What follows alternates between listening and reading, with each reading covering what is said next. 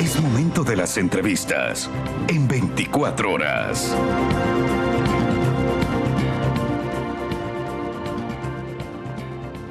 7:29 de la mañana. A esta hora quiero darle la bienvenida a este espacio a la abogada Karen Sichel. Ella es ex subsecretaria de Asuntos Regulatorios de la Presidencia en el gobierno de Guillermo Lasso. Además fue vocera por el CIN, la consulta popular que se ejecutó durante ese gobierno. Bienvenida, gracias por estar con nosotros. Buenos días. Muchas gracias, Liz, por la invitación. No, a usted para el análisis esta mañana, pues estamos ya a 20 días de ir los ecuatorianos a las urnas para esta consulta popular y referendo, y quiero analizar las preguntas que en su mayoría están relacionadas con el tema de seguridad. Analicemos la pregunta A del referendo, lo que va a implicar este cambio en la Constitución, ¿no? Y que sobre todo modifica el artículo 158. Esa pregunta dice lo siguiente, me gustaría que nos la pongan en pantalla.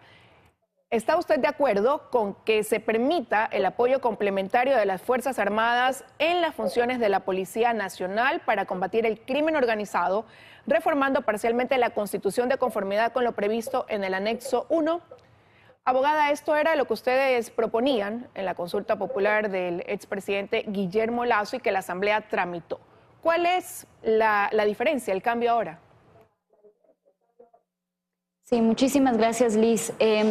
Tenemos que tener claro a los ecuatorianos, como usted ha dicho, vamos a votar sobre 11 preguntas, de las cuales una es reforma parcial a la Constitución, 4 son enmiendas a la Constitución y 6 tienen el carácter plebiscitario, es decir, no reforman ni cambian ninguna ley ni la Constitución. Respecto de la primera, que tiene que ver con la reforma parcial, como usted lo ha dicho, esta fue propuesta por el gobierno del expresidente Guillermo Lasso. Esta propuesta fue cambiada y fue debatida por la Asamblea Nacional. La pregunta, los asambleístas no modificaron, pero sí modificaron el anexo. Entonces, en lo que tenemos que concentrarnos en esta pregunta en particular es en el anexo. Y en el anexo se hicieron varios cambios. Primero, la Asamblea Nacional determinó que las Fuerzas Armadas no podían complementar el trabajo de la Policía Nacional de manera permanente.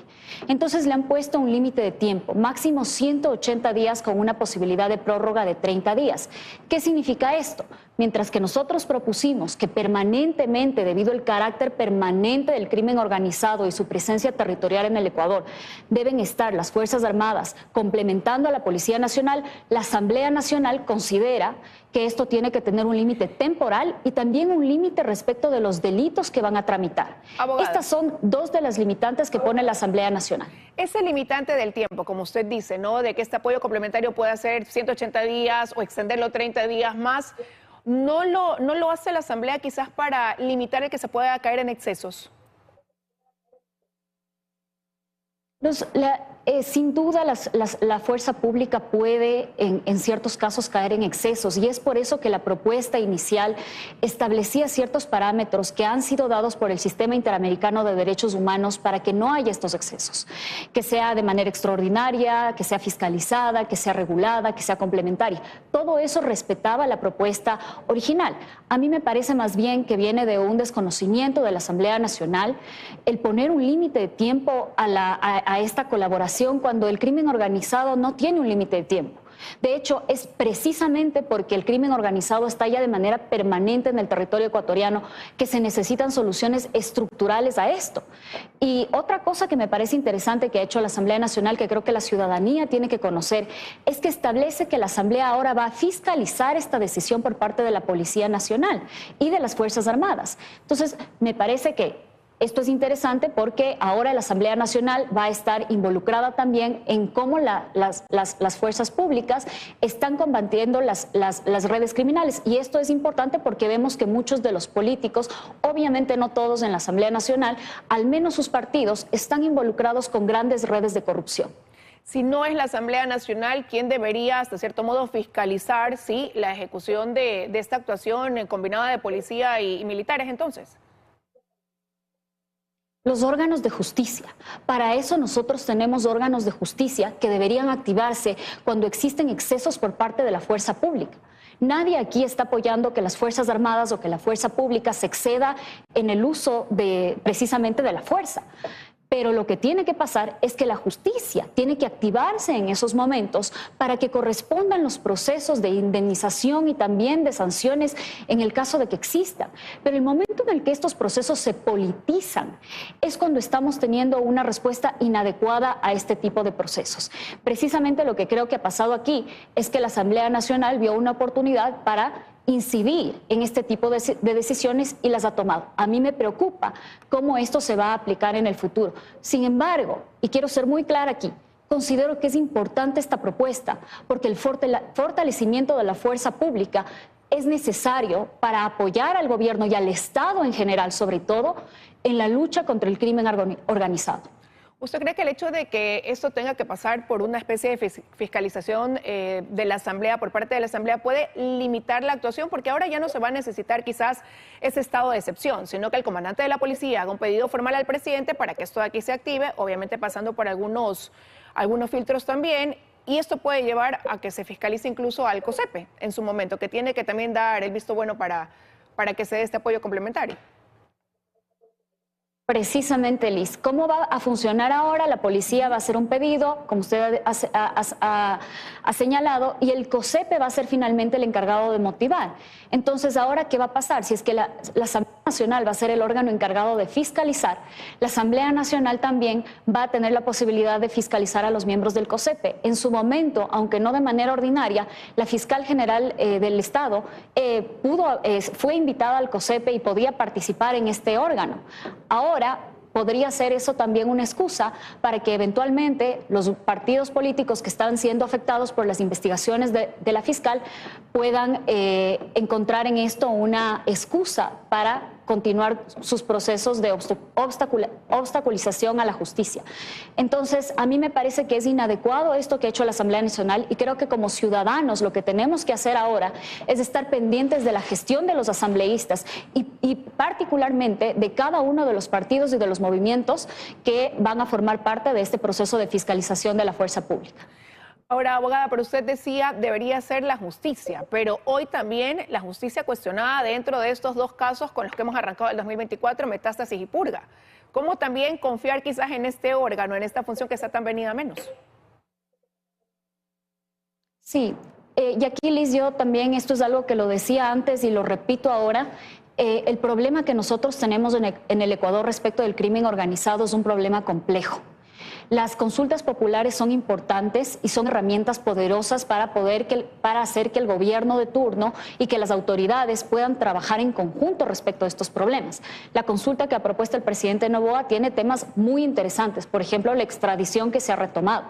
Ahora bien, este no es un problema del gobierno, este es un problema del Estado, este es un problema del Ecuador y es un problema transnacional, es un problema internacional, es decir, es un problema que involucra a varios estados, en donde el Estado ecuatoriano se está yendo en contra de mafias súper poderosas que tienen un montón de dinero. Entonces, lo que nosotros necesitamos es aquí establecer mecanismos de cooperación claros, tanto para que la justicia funcione de manera adecuada, como también para que la fuerza pública opere de manera adecuada. Yo creo que aquí también es momento de, como ciudadanos, asumir nuestra responsabilidad y entender que si es que nosotros no comenzamos a actuar de manera ética y no comenzamos a votar por los políticos que demuestran ética, entonces estamos perdidos. La consulta nos permite de alguna manera, creo yo, revivir este debate de a dónde queremos ir como país. Ahora, lo que busca el gobierno a través de estas preguntas es tener un apoyo integral en la lucha contra el crimen organizado, así lo han dicho. Me gustaría revisar lo que se dice en el casillero F, pregunta 1 de la consulta. El texto es el siguiente: ¿está de acuerdo con que las Fuerzas Armadas realicen control de armas, municiones, explosivos y accesorios permanentemente en las rutas, caminos, vías y corredores autorizados para el ingreso a los centros de rehabilitación social? Quería analizar esta pregunta de la consulta porque ahí dice permanentemente. ¿Eso no se contrapone con lo que dice el anexo entonces para reformar el artículo 158 que establece este límite del tiempo del que usted hablaba, los 180 días? ¿Eso no coarta quizás la acción, lo que se busca a través de esta pregunta?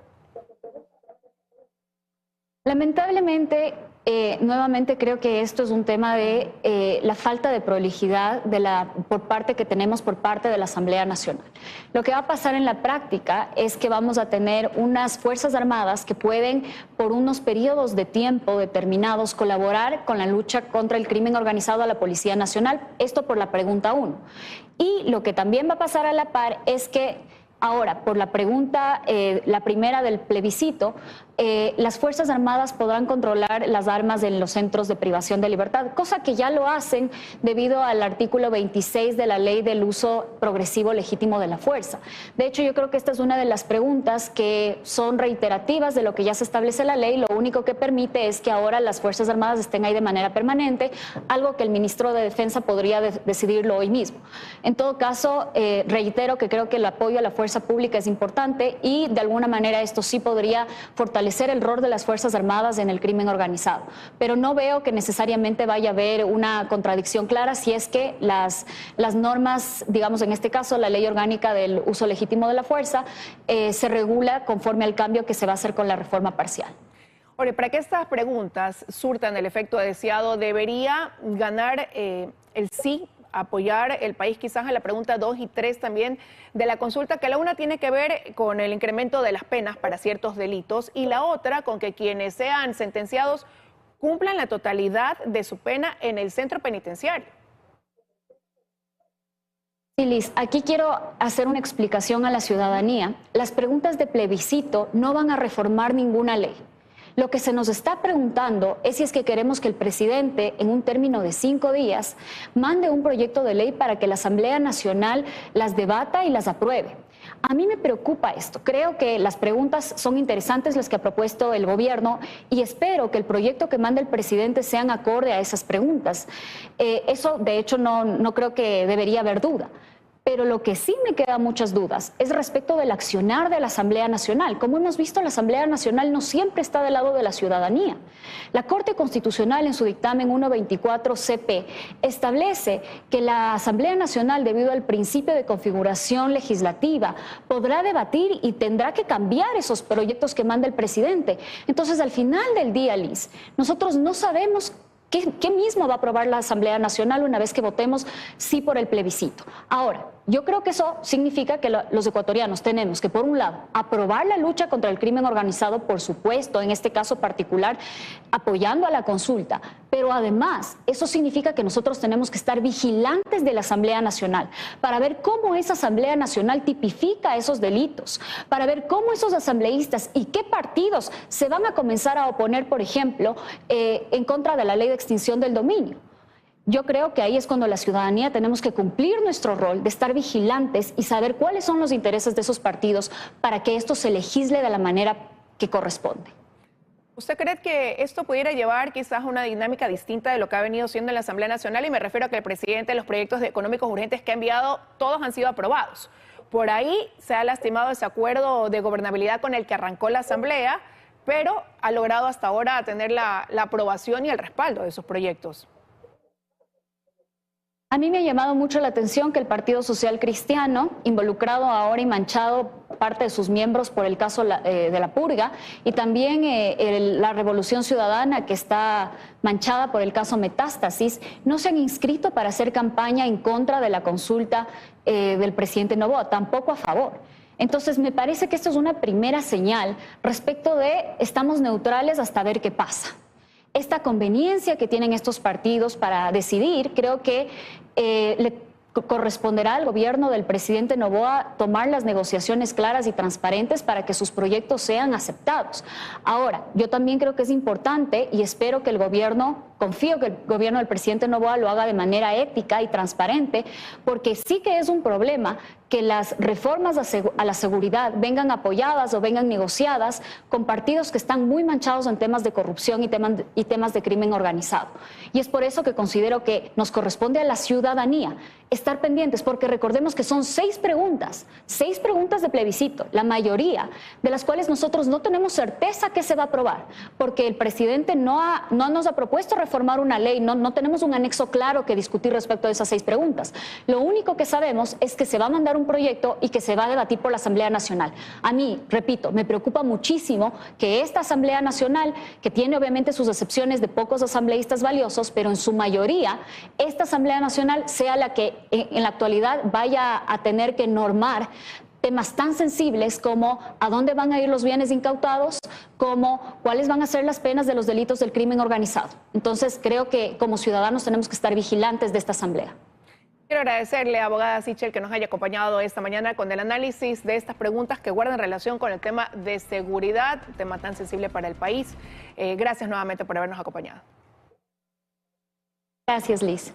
Que tenga un buen día. Vamos a ir a una pausa, a regresar. Estará precisamente con nosotros la asambleísta Valentina Centeno. Con ella continuaremos con este análisis de la consulta popular y cómo se espera pues actúe el legislativo frente a ella. Ya regresamos.